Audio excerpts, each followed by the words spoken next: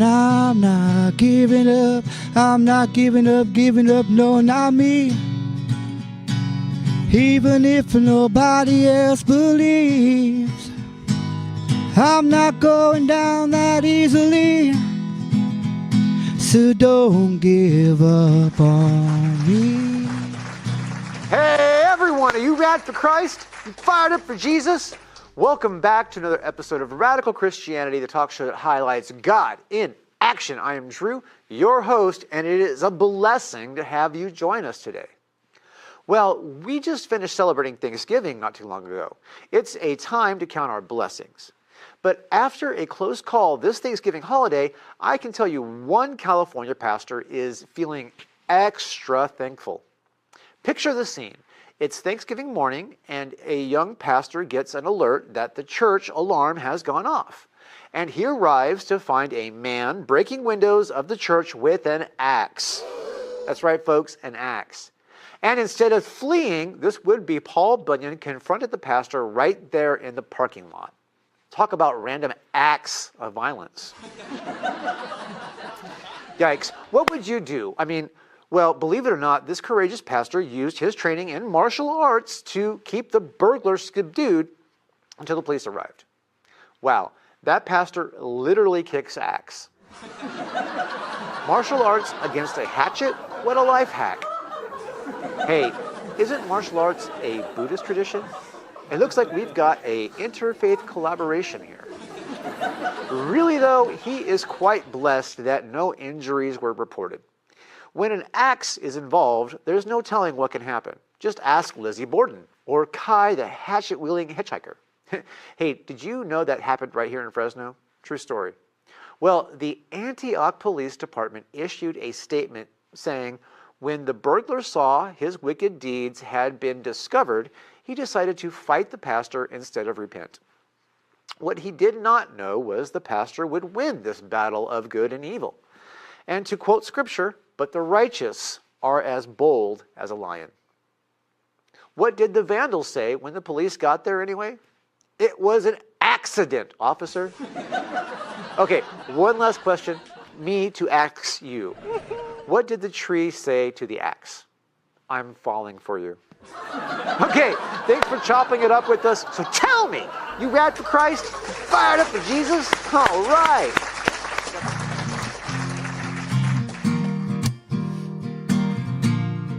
Ladies and gentlemen, this guest today is super amazing. She has such a heart for Jesus and a heart to serve. I can't wait for you to hear what's going on here. So let's have a huge, warm welcome for Lisa Casarez-Austin. Woo! Woo! Hi, how are you? Nice to meet you. Have a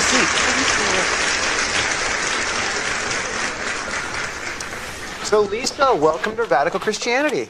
Thank you. Glad to be here. So the way we work things here is we go testimony to mission. Okay. So please start us off with how you met Jesus. Oh, I met Jesus. It was a beautiful experience, but I've always grown up in faith, but I didn't have a personal relationship with God. And so it wasn't until I ended up in a really dark place in my life, which was coming out of domestic violence. And I was at the women's shelter here in Fresno, which is called the Marjorie Mason Center. Mm-hmm. And it was in my cry outs to him that he became real. Well, that's pretty awesome. So, yeah. So you want to expand on that experience for people who might have had something similar in their life? Well, I was raised in a religion that was very there was a lot of control, mm-hmm. And so as I grew up, we included not just the part of being in this religion, but also the culture. So I've come from a very traditional Hispanic family. So I got married very young. It was something that was expected. So I turned 18 years old on May 27th, and on June 27th I was married, and I had what I thought was going to be a fairy tale. It was how I was groomed. So you either got married or you went off and you became like a missionary or and the like. So I had been collecting things to get married since I was 12. And so I ended up a beautiful wedding. It was, very traditional Hispanic wedding with, I had 15 people in my wedding. It would look like a quinceañera. It was a wedding. And we had the mole and the mariachis and all the things that people have when they get married. It was a beautiful celebration. And unfortunately, that turned into a nightmare. And it was in that moment that I would cry out to other women that I would look for strength. And much of what they said was that the woman was made to be sufrida. So I took that and made it my goal to make this marriage work. I had to be a certain, thin. So I didn't eat, so I could be really, not be heavy. And I thought, well, why don't I have a baby? Because, having babies really makes a big difference, right? And unfortunately, what it does, it invites children into the drama. So I had 2 children. I had a little boy and a little girl, and things continue to get worse. And so during one of my experiences, I became friends with a lady that was across the street from me, and she had children as well. And she not only had her children, but she was also in abuse. So this woman would come to me, and she would teach me how to wrap my ribs, how to cover my bruises, and we were very good for each other. And whenever she would be there for me and help me to cover up the bruises or what have you, she would, in our culture we say yeah, kind of a term of comfort. So she became my yaya sister. And the police officer in those days was the same police officer. They kind of had the same route all the time. So he was either at her house or my house, and he became very familiar with our situation. And so he unfortunately, during one of the nights that he answered her call, it was not good. It was a really dark place for all of us. And so I ran and I saw that it was tragic. And when I came back, he gave me a card to the Marjorie Mason Center, and he said, it might not be so good for you next time. You need to figure out what you're going to do with your life. And it's interesting. I always share, when I do share my story, that children, even if we don't say, they feel our energy. And it was almost like with my 2 children at the time. I had a 6-year-old and a 4-year-old. My oldest would take my daughter out of the crib, and they'd hide under the bed until all the chaos was done. And then they'd come out, and we acted like nothing happened. And we did this for years. But that next night, my ex-husband came home, and he wanted a chicken sandwich. It was early in the morning, and I was not happy. I kind of made a sound with my, I sucked my teeth, and he dragged me across the kitchen. And my kids, my oldest son, took my daughter and grabbed my purse and went to the car. Said, Mommy, I got your keys. I got the car. And it was a little Chevy Chevette. He threw her in the back seat, and he was waiting for me, and we made a grand escape. And that was kind of where my cry out to God. I ended up in the middle of Fresno and pulled over. I didn't have a lot of gas in the car, and I cried out to God, and I asked him that if he was real, to be my husband, my provider, and my protector. And it was in that moment I reached into my pocket, and I remembered I had that card for the women's shelter, and there was a payphone. I don't know if you remember back those in the days they had these payphones, and there was a store, and I got out of the car, and I mean, it was tragic. I had no shoes on. My kids were in T-shirts. I had 50 cents in my pocket, and I got out to make the phone call. And fortunately, I didn't even need the money because it was a 1-800 number. And they came and they got me. The Marjorie Mason Center volunteers came out because I told them I didn't know if I could get out of where I was because I didn't have a lot of gas. And it was in the middle of Fresno, which wasn't very safe. So they came out and they got me. And they took me into the facility, and we were able to get what we needed. They put shoes on my feet. They gave my kids some clothes, and then they took me to the hospital because they were afraid that maybe I was more injured than I looked. And I came back, and I found out I was actually pregnant. So now I had a 6-year-old, a 4-year-old, and was pregnant. And it was a really powerful time for me because it was a moment that I can honestly share that God doesn't waste our hurts. I laid in that gurney, and I watched people coming in by ambulance, and they were, coming out of dark places like maybe a car accident or something like that. And there was a nurse that was like a little butterfly. She was taking care of everybody. And she was a really small lady, powerful, but she was mighty. I mean, she was just taking care of people. And then she'd come up and tell me how important I was, that, you know, it wasn't that I didn't matter. It was that they needed attention at that moment more than I did. And I watched her, and she just was amazing. And one of the times that she came up to me, she started to take my vitals, and she got real close to my face, and I grabbed her hands, and at that moment I was just crying out to God. That was all I needed. He was going to have to be it for me. And I asked her if she would pray for me, and she did. She said a really smart prayer. It was very beautiful. And then she said, "You're going to be okay. You're beautiful. You have worth. God has plans for your life. And this is a little bump in the road, and we're going to get to the other side. But God is real, and he's going to take care of you."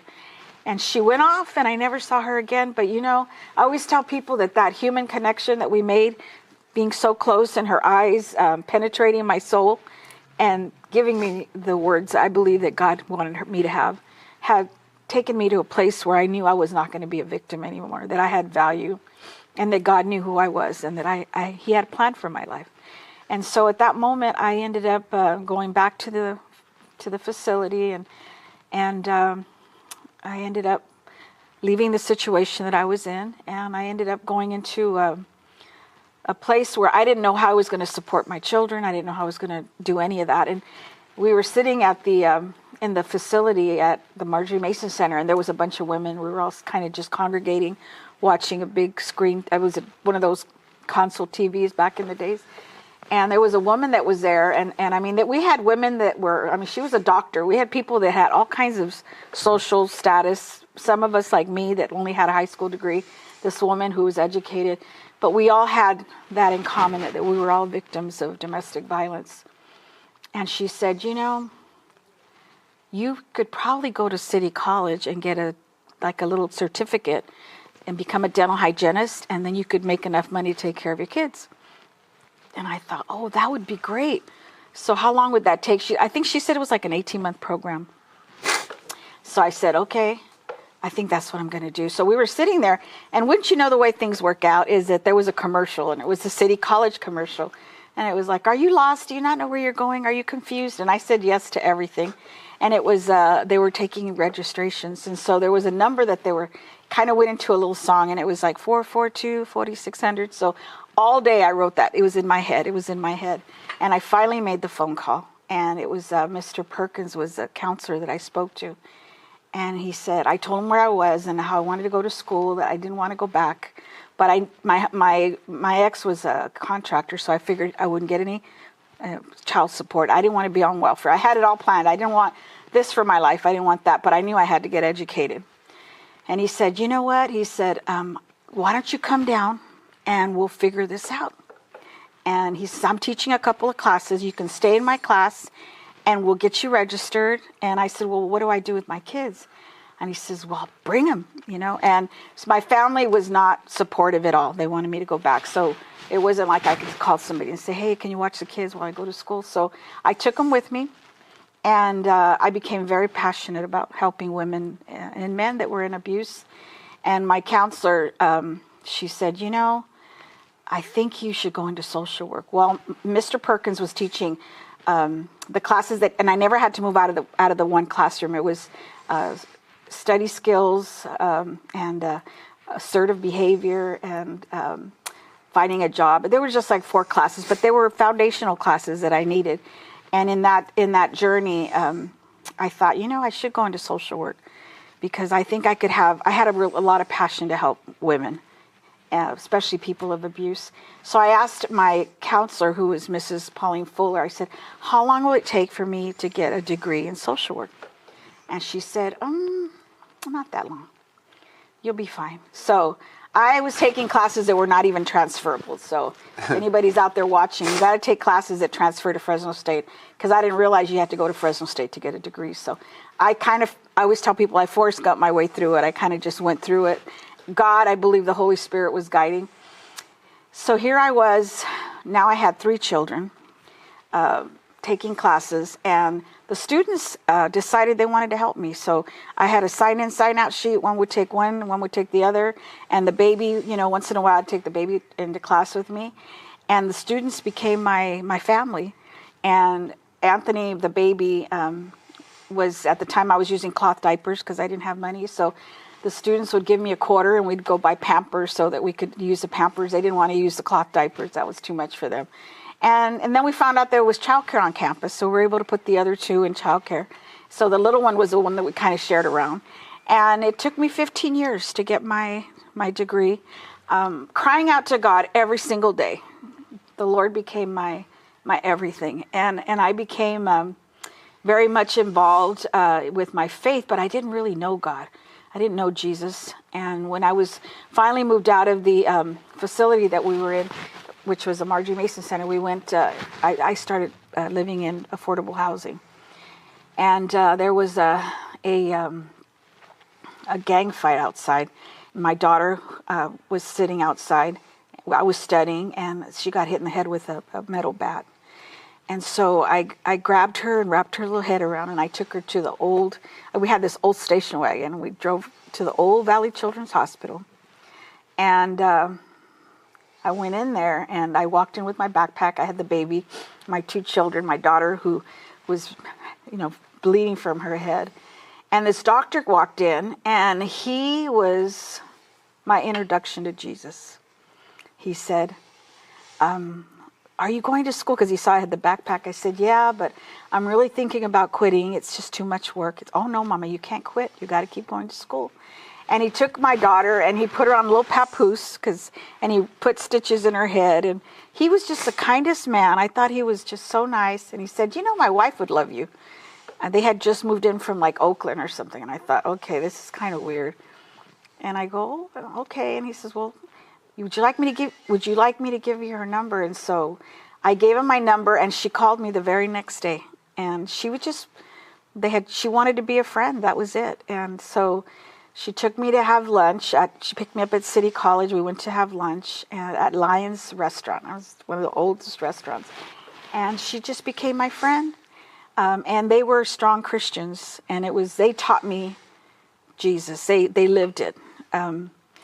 Her housekeeper had quit, and she said, she was just sharing that with me. And I thought, well, I wouldn't mind doing that. And she said, oh, no, I'm not asking you to be my housekeeper. And I said, but I wouldn't mind. I mean, I need a job. And I was working, but it wasn't.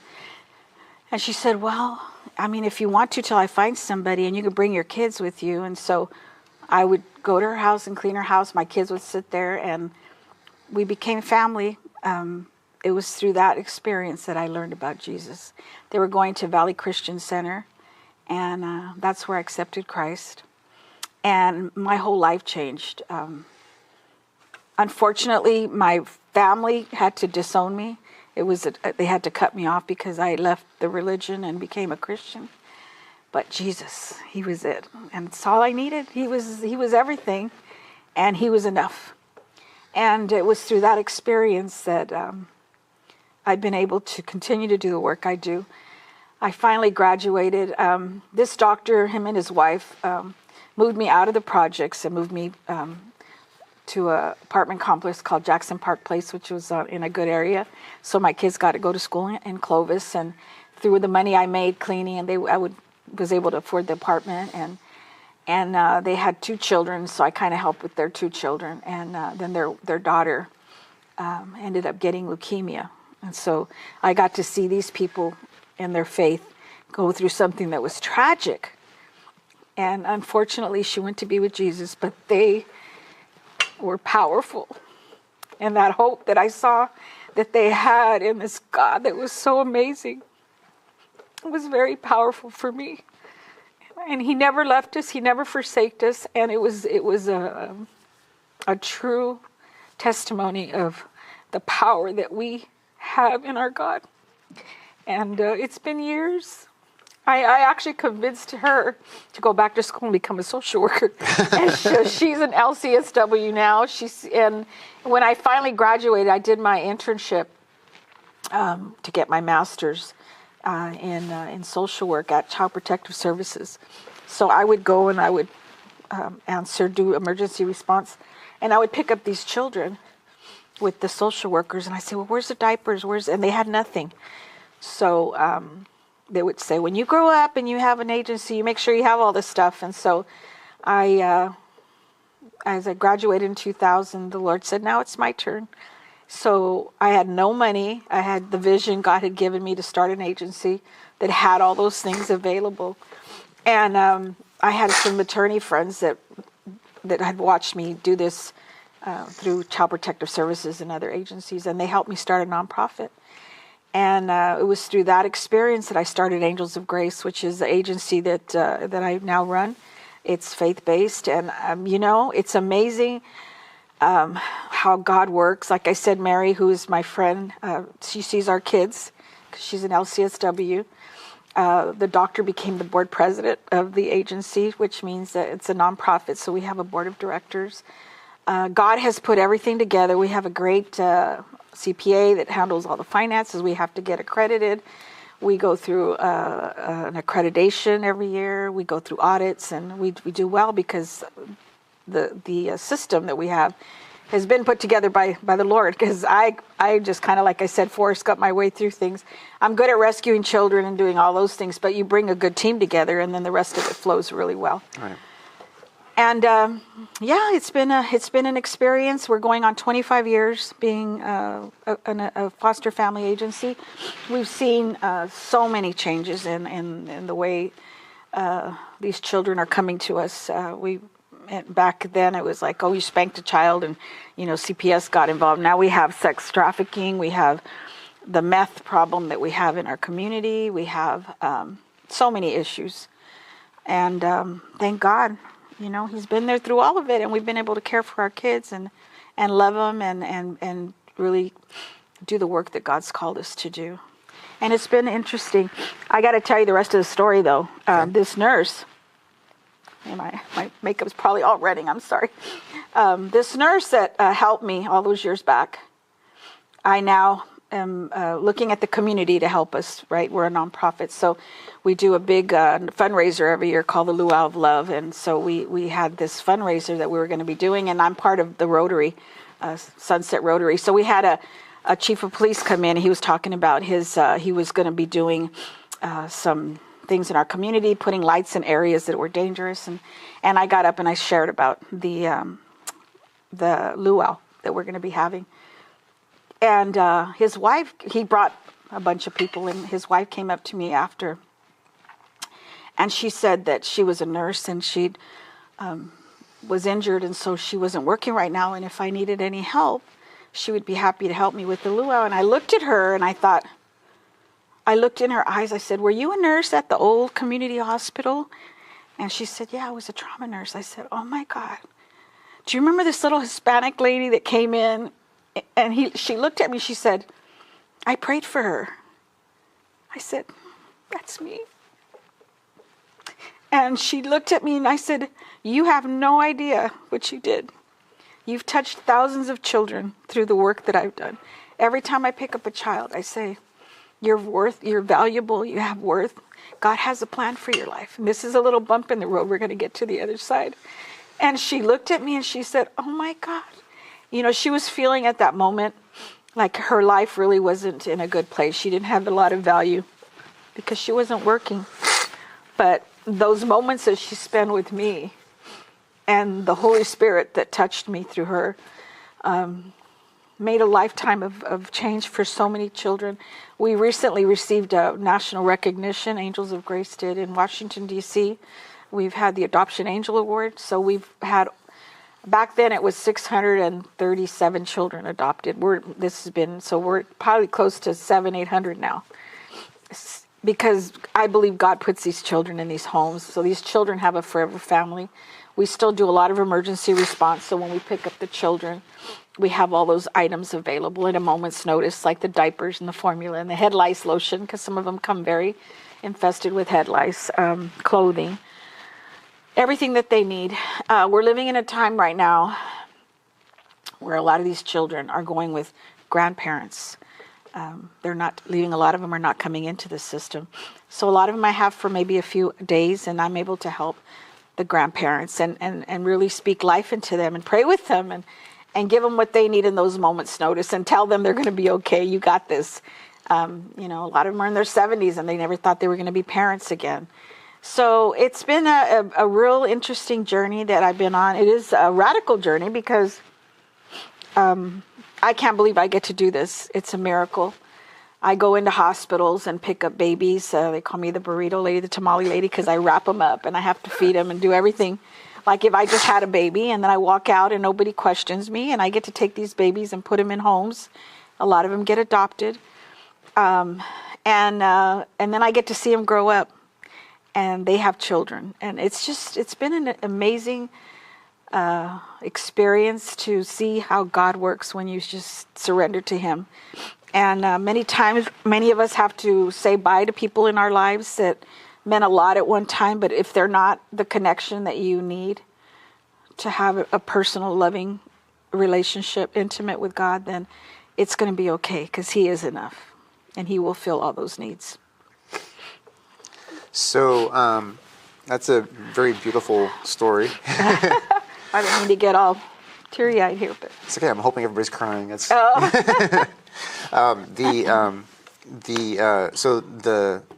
the organization is called Angels of Grace Foster Family Agency. Mm-hmm. And what specifically is it? Obviously, we're a nonprofit and we're a foster care agency. So we work alongside Child Protective Services. So when children come into the system, the police, if there's let's say that there's a drug bust and there's children in the home, then the police go out. They put a hold on the children, a 300 hold. Then they contact Child Protective Services. We're contracted with Child Protective Services. So our homes are licensed with the state of California. And we're able to work with them. Okay. Yeah. And so you work with CPS, and you have like basically the homes that you have are they're not homes that you guys own and run. They're homes that are ran by families, right? They're families that would like to open up their homes to be a blessing to children. So we have a lot of retired teachers. We have people in the medical field, people that just feel called to do this work. You know, and we're very selective who we certify. I mean, so you're not just letting people who just want to make a buck off the kids. Yeah. No.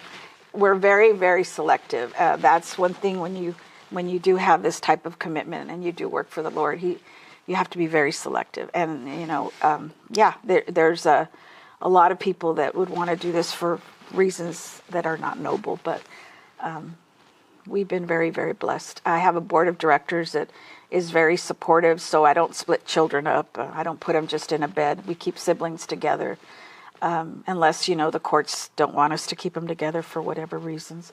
But it's been an interesting adventure.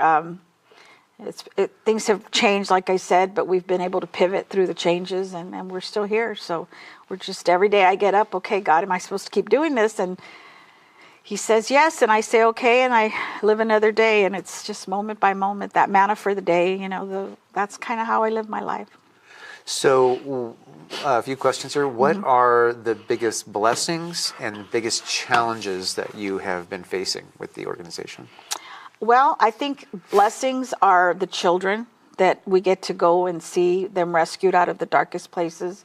When they come back and they've grown up and they say thank you. The success stories. The most challenging is, especially right now with the finances, there's been huge cuts that have been made. A lot of kids are not staying in the system. They're going right to biological families. And so families are not being offered the services that they used to be offered. And that's heart-wrenching as a social worker because we know what people need to be successful. A lot of people are using drugs and they need to have sometimes they need the support, and I'm not seeing it like I used to see it. That's so probably, are the cuts on a city level or state level? Or? It's the state, yeah, and the city. I mean, they work together, right? So a lot of these children are staying with families, and unfortunately, they're not. There used to be a system where they'd stay in the foster care system families had 6 months to improve and get services, and we're not seeing a lot of that now. I mean, we're having to provide resources and find, and I've gotten very creative. Like, I know that a lot of the churches have Celebrate Recovery, so we recommend that a lot of families go to that so that they can receive the services to for the drug addiction.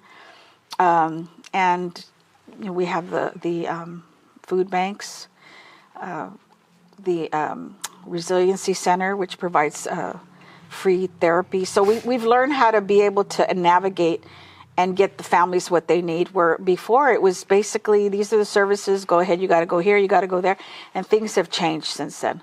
So a lot of agencies that are doing what I do have not been able to continue doing the work because the children aren't staying in the system like they used to. So the children aren't staying in the system, and what causes the children to fall out of the system? When a family member comes in, or when the family has done what they need to do.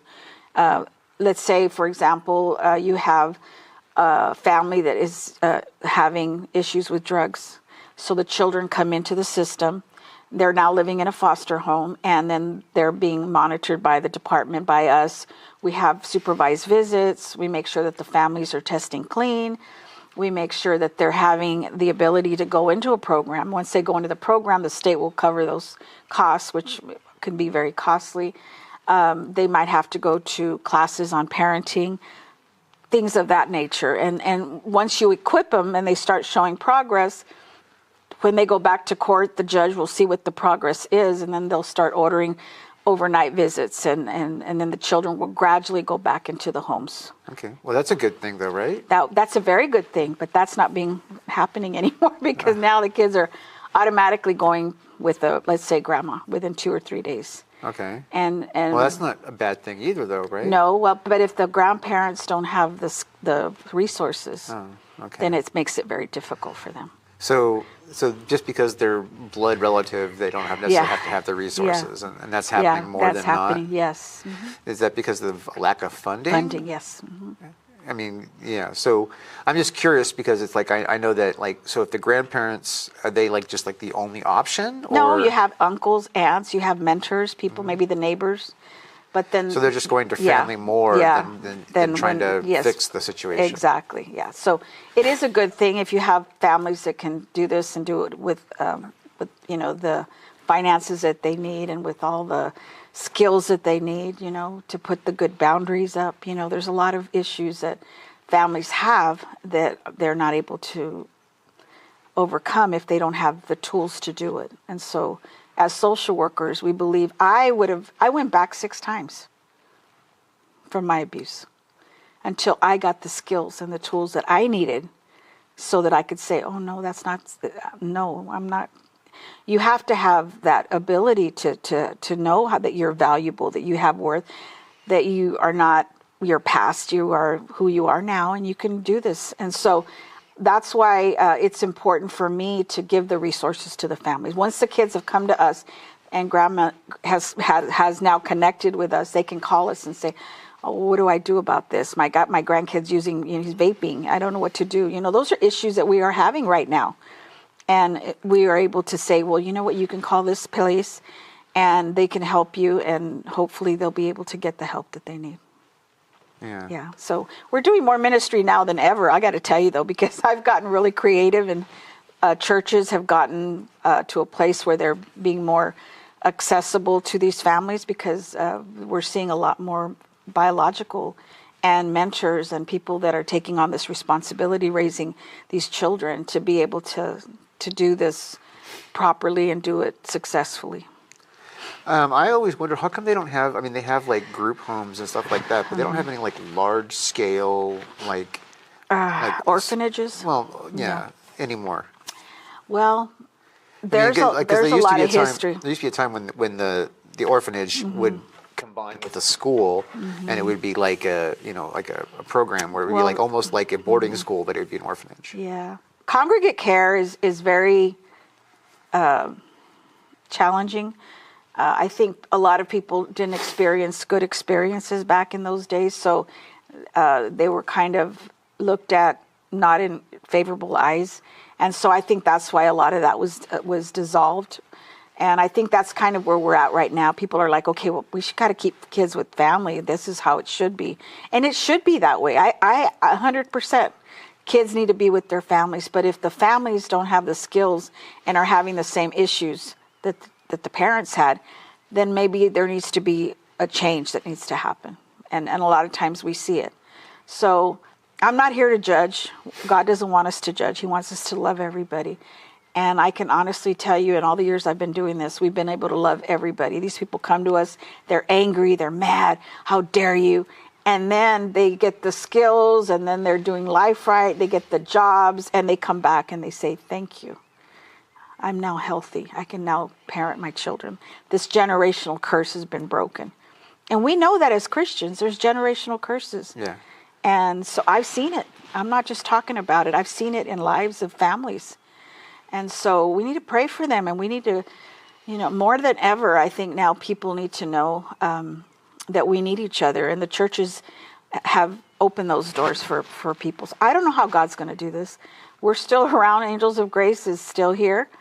The Lord has always shown me that we need to be sustainable. So my sustainability has never been with children, because you get funding through the children that are placed with you, but I've always had fundraisers. I've always connected with churches. I've always, so we could be sustainable in that way. And that's kind of why I believe the Lord has been guiding this whole time. So we didn't want to just put kids anywhere. We wanted to make good placements. We wanted to make sure that they were matching well with the families. And sometimes when people are just putting kids anywhere because they want the funding, and then you're not doing this correctly. And so we've been blessed. Yeah, there's a lot of people that just make businesses out of foster care for children. No, you cannot. And and we know that. Yeah. And it doesn't work because God will not let it work. It's a blessing to have these children, and we need each other. And I'm telling you, the miracles that I've seen. I mean, we had this baby that came to us one day, and baby was coming out of a meth lab, and my girlfriend the day before had called me and said, I have these 2 cases of this formula. And the formula was, I'd never seen it before. Would you guys like it? My niece or somebody in her family had a baby, and the intestines were very fragile. So they had to buy this formula that was very expensive. 2 cases. And so can you imagine each can costing like $200? I said, I've never seen it before, but bring it. I'm sure we might be able to use it one day. So she brought it. The cans were still on the table, and I get a call from a social worker that this baby was coming out of this meth lab, and this is the formula, and they had this much left. It was the same formula that was in those 2 cases. I was like, oh my God. I said, I got 2 cases. So we had that baby maybe 1 or 2 days, and then the baby went with grandma, and we were able to connect grandma with, there's ways that you can get this formula, I'm sure, through Medi-Cal or whatever. It's going to take about a month. She had 2 cases now. Where was grandma going to be able to get all that money to buy that? That was God. I believe it was a miracle. And I get to see stuff like that all the time. I go, wow. I get diapers and, size 6. And all of a sudden I get twins with size 6, and I'd run out of. So it's been fun to watch God take care of these babies and take care of us, every day I say, okay, God, here we are one more day. I don't know how we're going to do it, and another miracle, So with all these budget cuts and everything, a lot of agencies are shutting down, and I don't know what tomorrow's going to bring. But today I try to live my life completely for Him. And the staff is seeing so many miracles that they're sold out as well, and the families and the kids. So we are very much blessed. I get up every day. I shouldn't be doing this. Only God could have made all this happen. So I'm part of His team. We call ourselves part of the God Squad. And we love doing the work we do. It's heart work. The heart, every day you get to get up and you get to love on the work that God's called us to do. So you have the fundraiser, the Luau. Is that the only one you hold? The Luau of Love. Luau of Love. And we've done that. This year was our 14th annual. We had it at Tesoro Viejo in the amphitheater. The Polynesian Club of Fresno comes out. She even lets my kids go to those the classes for free. Linda Kuma and her family have always been very supportive of us. And they come out and they actually cater it. So we have an authentic Hawaiian meal. We have Dancing Under the Stars. The community comes out and they donate silent auction items. And so the funding comes in through that. And then we've last 4 or 5 years, we've been one of the nonprofits for Granville Home of Hope. We're actually the big fundraiser for the home that you can win. So we're able to sell the tickets for $100, and 100% of the proceeds goes back to the nonprofit. That's a miracle. How does that happen? That's only God, right? All these nonprofits, we put in an application and we get selected. And that's God taking care of his children. Things like that. So we've been very blessed. We've had churches. My kids that are now grown up will send us, at the end of the year, send us checks, for their tax deductions. And it's been exciting to watch the Lord be the provider. I now have a wonderful husband, and that's why I always say, I hyphen my name. I mean, sometimes it's a little bit of work, but my husband is amazing. We're going on 6 years married, but he was an attorney that used to defend our children. So I met him in the work I've done, and he had 3 children, 3 little girls. So we became friends, and we were just friends for many, many years, and I fell in love, and we got married. And so now my story is different, and I know that, for anybody out there that's had a bad experience with men or whatever, with women, just put God first, and he will write your love story. So what advice would you give people who want to put God first and want to, buy into that fully, but are faced with challenges, you know what I mean? Like, God was obviously more active. God had put some things to make sure that you were able to get through successfully. Right. Yeah. Some other people don't know that they're going to get through successfully. Maybe they're feeling like, they're at their edge and they don't see God acting. What advice would you give those people? Well, the reality is I've been through a lot of stuff. I mean, you notice my nose here. I had cancer not that long ago, and I fell and broke my ankle. There's always going to be things in life. But I'm going to tell them what my girlfriend, Jana Farmer, told me. It's going to be okay. It's a little bump in the road. Just have faith. We're going to get to the other side. And that's what I do every day. Life is not perfect. And the enemy is not going to sit back and watch you bring heaven to earth to children or any place. There's going to be challenges. But you just be still and know that God is real. And he will show up. Sometimes at the very last minute, but he will show up. I mean, and your faith will grow. And even when God doesn't show up, you can still believe he's got your best interest at heart. And just believe. And it's not easy. I know there's a lot of people that I know that are very angry with God because things have happened. People have died. I mean, there's always something that can go wrong, and it might go wrong. We don't know. But, where do we go? I mean, to me, it's like, gosh, where do we go if we don't have God? I mean, it's a real hard place to be. I look at the people that I work with, and I look at the people that have come to me that have, tried to get off drugs. And it's when they totally surrender and give it to God, that this spiritual warfare that we're in, God's already won the war. He's already, we know the end of the story. We just have to hold on to it. And a lot of times they don't want to get to that place because they say, well, look what happened here. Just keep holding on. The story's not over yet. It's not over yet. I had a lot of my friends, I was single for 31 years. And my friends would say, you need to get a boyfriend. And I'd say, no, 31 years. A lot of them made a lot of compromise with men, thinking they were going to do it their own way. And it didn't work out. Wait on God. 31 years seems like a long time. But you know what? In those 31 years, I was becoming who God needed me to be so I could be a good wife and not have all this dark, ugly stuff on me to put onto another human being, because I went through so much. I have forgiven my ex-husband. That's another big thing. Let God deal with those people that have hurt you. Give it to God. It's a great feeling not to have this ugly stuff inside of you.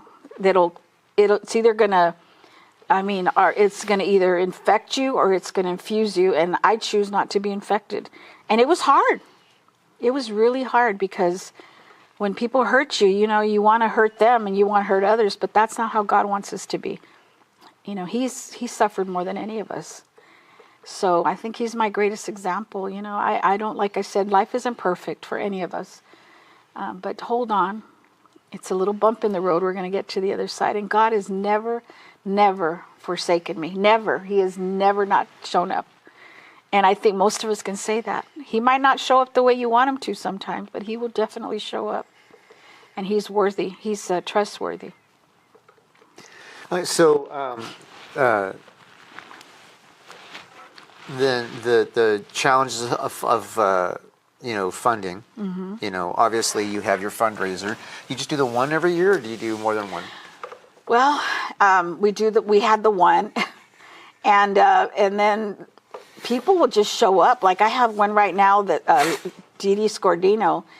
She said she was a real estate lady, and she was a foster mom for many years. And she said, one day I'm going to retire and I'm going to help you. So she decided she wanted to do this boots and ball gowns fundraiser, which is going to be on December 7th, 2025. That's so Clovis. Yeah, she's all excited about it.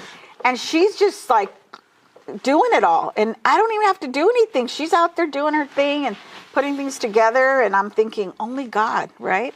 So now this is another thing that she wants to do. And this is when we need it the most, because this is when the funding's not coming through for the children. So we need to have people that would say, hey, God told me to do this for you, or God said to give you this check. I mean, it's amazing how God will put it in people's hearts to do things. Our insurances are high now. There's a lot that we need to come up with to run an agency like this. And one day I was sitting there and I was like, okay, well, we just got the bill for our insurance. It'll be $10,000, and we have our staff meetings, and everybody's kind of sitting there. I don't know why I was saying this. The staff probably was like, oh God, how are we going to do this? And I am not kidding you. God is my witness. One of my older professors, it was at Fresno State, she comes to the door and she knocks. And she handed us a check for $10,000. She said, God said to bring this to you. It was almost like we had planned it. Here I was telling my staff. A few minutes later, she comes to the door, and they're looking at me like all these, social workers. And it was like, well, we got the check for the insurance. God is good. And we celebrated. But it's almost like you walk away and you go, that's kind of weird. I mean, but God is real. Yeah. And he will show up. And I always tell it's his bill. He's gonna pay it. And so yeah, we got the insurance money, and we got to take care of that. And we're in it another year. And so I don't know. I'm just I get together with people, and I get to share all these miracles that we get to see. And it's beautiful that God, we're living in some really crazy times right now.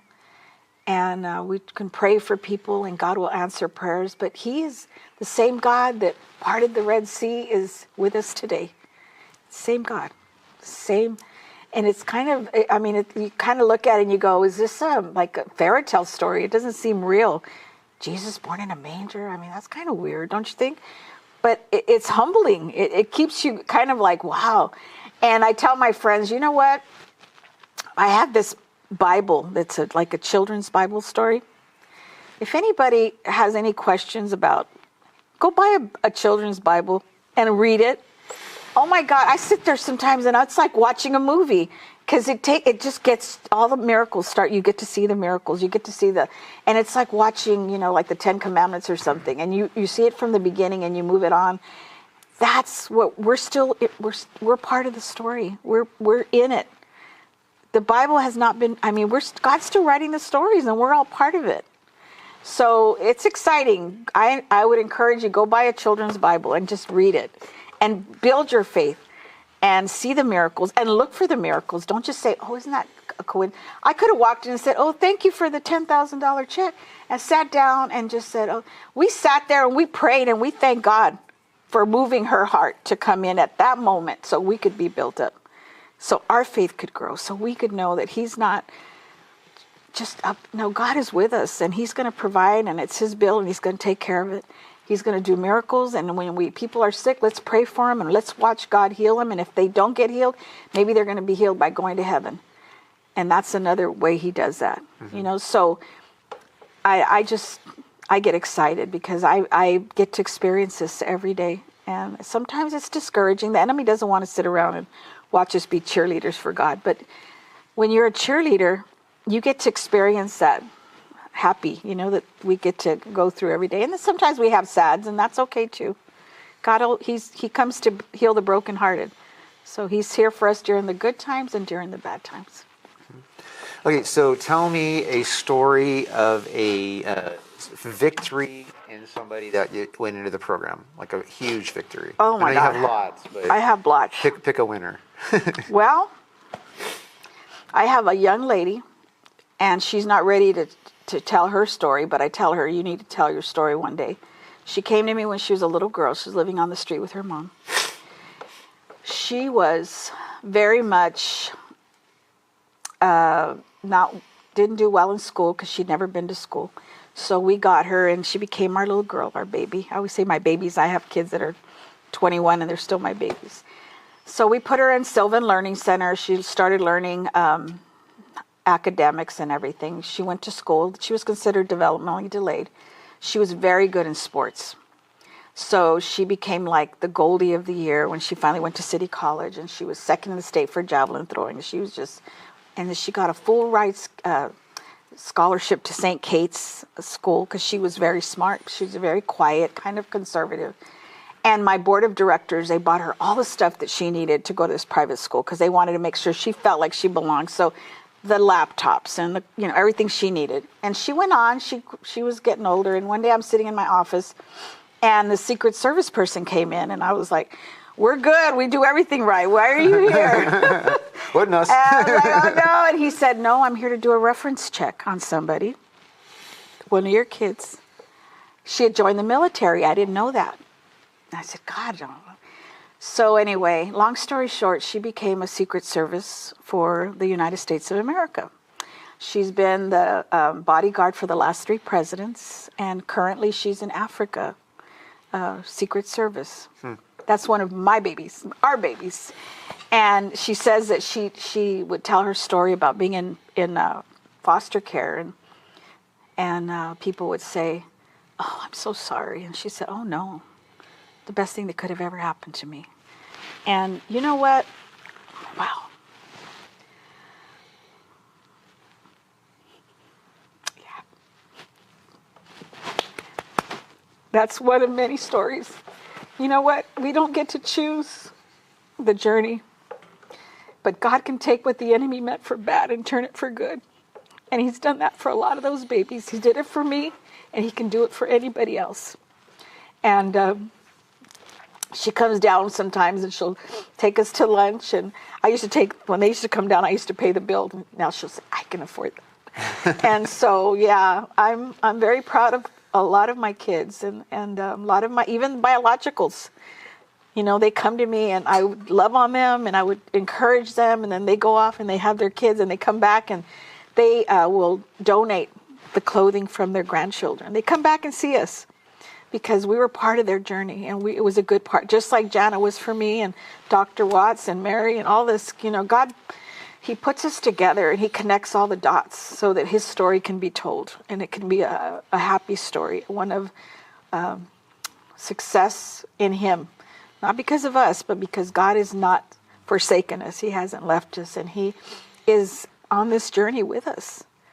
And one day we'll get to be home, and hopefully he'll say, "Well done, good and faithful servant." Well, thank you so much for coming to Radical Christianity Day and sharing with our audience your story and your mission and how God's working in your life and the miracle after miracle after miracle he's letting you see. That's a serious blessing.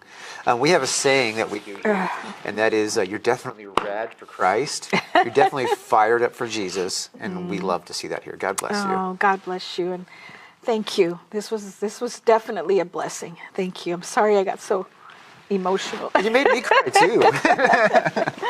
Oh, thank you. Thank you. God bless you.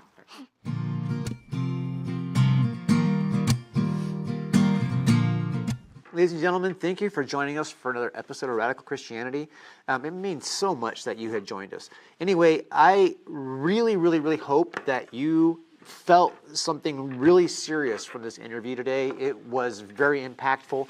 I might have cried a little. I know that our guest did. I know that they cried in the booth, which, so maybe you guys got a few tears, something happened. Let me just say, if you are feeling that pull from Jesus, you're trying to get that connection to our Savior, to have a relationship with God, it is so super simple. If you're feeling it, it's time to move, right? So if you're trying to figure out how do you do that, how do I make that happen? All you got to do is just talk to Jesus. Just say, hey, Jesus, I need you. Come into my life and turn me into the person that you've designed me to be. Because in Romans 10:9, it says that if you declare with your mouth that Jesus is Lord and believe in your heart that God raised him from the dead, you will be saved. So it's actually a pretty simple thing to get that saving going on. And then, through prayer and reading the Bible, you really are able to get connected to your God in a way that is just remarkable. Lives are changed all the time. We had a tremendous story today about a life turned around by surrendering to God and developing a relationship. It is just beautiful, right? Anyway, if you do that while watching this show, love to hear about it. If it's a rerun or whatever, just go to our website. That's radforchrist.com, RAD4Christ.com. And there's a little form there that says Got Saved. Just go ahead and drop us a message on that form, and I will be able to send you a Bible and a little gift to show you that we're happy that you joined the family of God.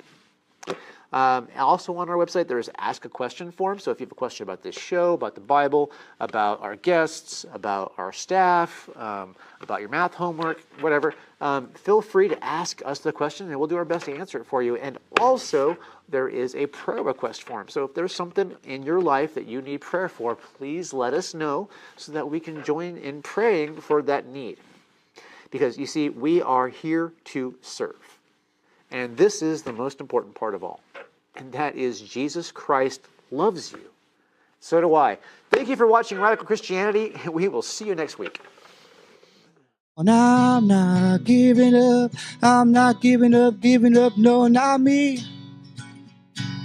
Even if nobody else believes, I'm not going down that easily. So don't give up on me.